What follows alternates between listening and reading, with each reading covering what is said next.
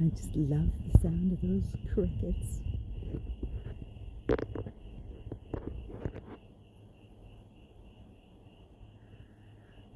Almost sounds like sleigh bells.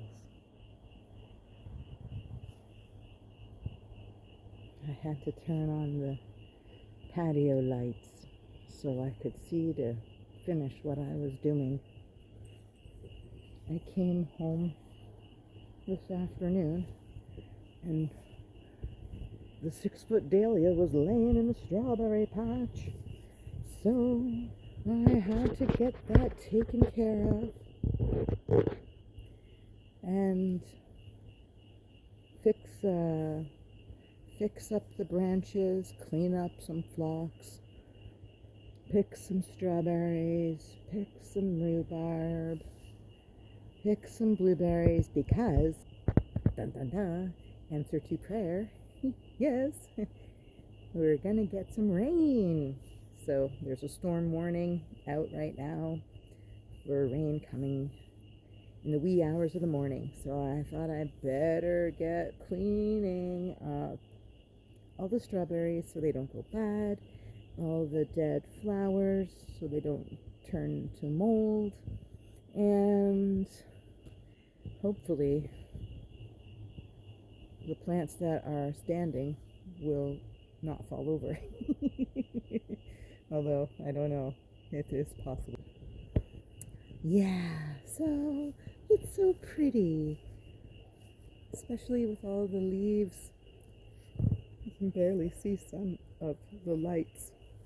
Oh, there are some that have burned out.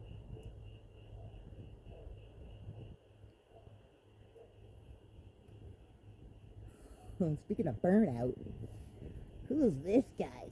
Oh, he's escaping. He's scaling the fence, is he? Reno is on the prowl.